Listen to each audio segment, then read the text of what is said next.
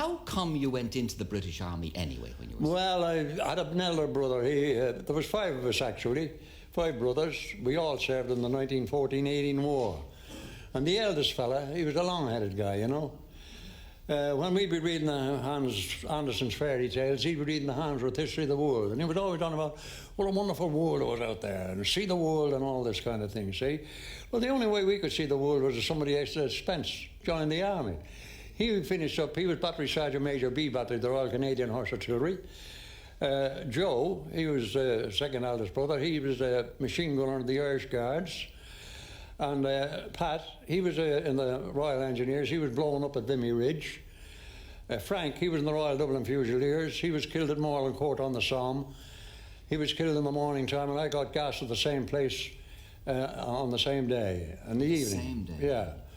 So the only way to see the world and see all these wonderful things that the elder brother used to be talking about was join the army. You told a lie, Jack. I did. You said you were 18. Yeah. And you were only 16. I know that. Well, that's the only way I could get into the army. It wasn't me that really thought that up. It was a sergeant named MacDonald, a very smart-looking man who was a recruiting sergeant in Brunswick Street in Dublin. And he said, Jack, your age up, all that kind of thing. He said, and you'll be able to pass all right. So I did. So I had an army age and I had another age, see, so that's it. You never had any idea what you were getting into, Jack, did you? Well, I thought I was going to see the world, but I damn near seen the second world, the other world. How deep were trenches?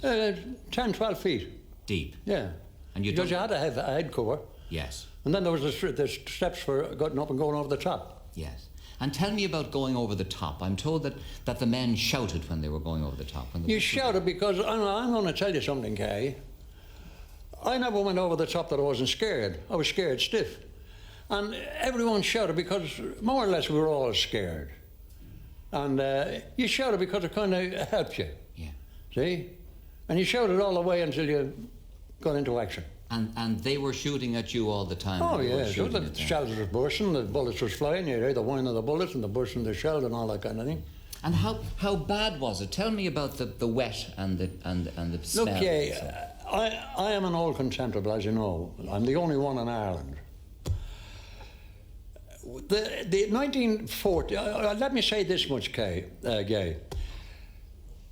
I think myself, it's my opinion, that the British Army that went overseas in August 1914 was up till then the finest army the world has ever seen. Surely we proved it in 1914, and the winter of 1914-15. Eh? We weren't living actually in the sense of the word. It was just punishment. Can you imagine yourself standing out there in all kind of weather, hail, rain, frost and snow? Any bit of food you got, you ate to go, mind you, that's another thing. If you had a bit of food you were saving for a rainy day, the only safe place for it was in your stomach. There's the rats that find it no matter where you put one. What with the lice eating the flesh off the live ones and the rats scourging themselves on the bodies of the dead, it was a lovely, real happy time, wasn't it? And how far away would the bodies of the dead be from where? They'd be all around you. You see, as the lads got killed, you couldn't bury them right away, because if you tried to try and bury them right away, that was an easy target for the Jerrys, and you'd finish up one of them. So you had to wait until the proper time when you had the real chance of saving your life to bury them. And meanwhile, they lay there... They lay there for weeks sometime. Don't know, it could be a friend of yours, it could be a relative of yours, the rat scourging them. And you standing there looking at them through a loophole, standing on the fire step. I tell you, it was just sheer punishment. There's a lot of people don't know it, but we went hungry in the early days, the early days of trench warfare. Yeah. Now, of course, from Mons on to the Somme until the Yane, it was all open warfare. See? But you went hungry in the trenches. We went hungry. Now, it wasn't through any fault of our supply columns. I'll tell you how it happened. If, in the evening time, the shelling wasn't too heavy, we could hear the transport behind the German lines, you know, moving around and coming up with the supplies for the trenches and the rations for the lads, see? And, of course, they could hear ours. Well, it seemed to be that it was a signal for the artillery on both sides to open up and blow them off the roads. Too damned often they were successful, with the result at 9 or 10 o'clock at night, the word had come along, sorry lads, no rations tonight, transport couldn't get through. Well, now, I think that actually died away by mutual consent, Because if the lads in the trenches couldn't get food and they couldn't get the munitions and supplies they wanted, what was going to happen? And it gradually died out. And after that, supplies was pretty regular. So you didn't shell their supply trains and they didn't shell yours? No, it died out. Just because died out. what were you going to do with the men in the trenches if they couldn't get food or couldn't get the equipment? Yes. And did the rats attack you in the trenches where you were? That was one thing, Gay, you come to mention that we had to be very careful of, not to leave any wounded out. Get the wounded in, get them in somewhere where they could be, because the rats have been known to attack helpless wounded. They could be alive, but the rats would attack them. As a matter of fact, there was one night, we were out of the line at the time, and we were in an old loft. And a young lad I knew very well, he was lying alongside me this night sleeping. He woke up and he was shouting he'd been bit. Well, we lit a bit of candle, and right enough, a rat had taken a piece out of his cheek. So we put a first field dressing on, and the morning time he seen the doctor. Now, it just shows you how poisonous they were. In 2 days' time, that young lad was dead, and his head and neck and that had swelled up and gone black. So it just shows you the poison in the rat bite. I often wondered how many Tommies really got killed by rat bite. Because they were there were millions. There were millions. They were everywhere. Now, that's something I'd like to tell you, Kay. I got gassed when my brother got killed the same day on the Somme, up in Marlincourt on the Somme. Well, I think I went grey-haired overnight, worrying would I be permanently blind. I'll tell you how I got gassed in the first instance. We were on a working party this day, see, bringing stuff up to the line of that, and Jerry twigged us and he put over a shell barge. Now, there was no gas around. I had my gas mask on, hung over my right shoulder, and the gas mask was down here on my left hip.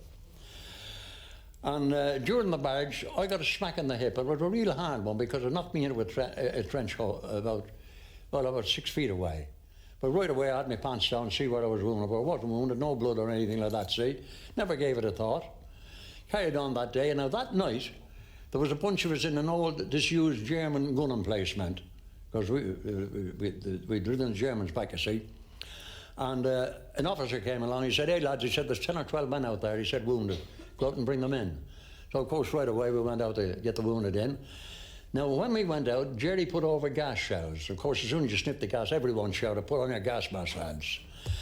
Well, I put on my gas mask and that kind of thing, the same as everybody would. And I hadn't it on about 2 minutes. And I began to get sick into my gas mask, you know. Then my ears began to pain me, and I began to find it difficult to breathe. So I either pull the plastic thing off or suffocate. So I pulled it off, of course, scattered around for a while and went down. Luckily, a lad came along just as I went down, and he said, "Where are you hit, mate?" So I said, "I'm not hit, I'm gassed." And as he bent down to help me, he said, "No wonder you're gassed, mate." He said, "There's a big piece of German shell in the metal container of your gas mask. That's what hit me early on the day." That's what hit you. So, of course, God, I never felt so bad. Oh, my eyes, my throat, everything like that. Well, anyway, another lad came along between them that took me down to the casualty clearance station. It was only just a little way down the reserve trenches. Now, I remember the medical officer coming on there and taking my particulars from my identity disc. But I must have been unconscious for a long time because I don't remember anything else until I was in the 2nd Canadian General Hospital down at Leith Freeport. That was right down on the coast. And I said, "Where am I?" And somebody said, "You're in the 2nd Canadian General Hospital at Leith Freeport, see?" Well, I must have been unconscious all that time. And it took days for me to come to the front line right down there. Well, anyway, there was a medical officer came to see me. So he said, "How long have you been out here?" So I said, "Since August 1914, sir." So he said, "Where do you come from?" So I said, "Marlincourt on the Somme." "No," he said, "I don't mean where you come. Where's your home?" I said, "My parents live in Dublin."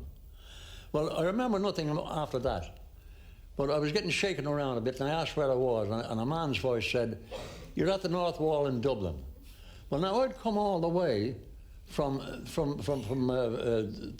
2nd Canadian General and been put on a Red Cross convoy and all that to Dublin. So I must have been unconscious all that time. Until you got back to Dublin. But anyway, I finished up in a hospital in Dublin Castle. It was a private hospital. And looking back on it now, Jack, it was all senseless, wasn't it? Or do you think it was senseless? What's your attitude to it now? well, my attitude to it now, now how is this for loyalty? In 1915, when things began to get good, you know, and we're getting reinforcements out and things like that, you see, those of us who had been out for months got a 7 days leave. That was 7 days leave from the time he left the trenches until he returned to the trenches. Now, how is this for loyalty? Of all the lads in the unit that got that 7 days leave, I was one of them. Every one of them was back within the 7 days. There wasn't one deserted, although they had every opportunity to desert. That's loyalty. To your pals. That's loyalty to your oath. To your oath. And to your pals. And you never thought of deserting or anything like that, or making a run for it? Never entered my head, and I don't suppose it entered anybody else's head. And do you ever think now of the Germans that you shot, Jack? Did that what? Do you ever think of the Germans you shot now? No, certainly not. What do you think? It was dead. Kill or be killed. You killed them or they killed you, one or the other. What the hell? It was just a game. War is war, Gay. You kill or be killed. No, you've no remorse for anything like that. You were just in it up to your ears and that was it? You were just doing what you took the oath to do. Without favour, affection, malice or ill will. Huh? Nothing personal? Oh, boy, no, nothing.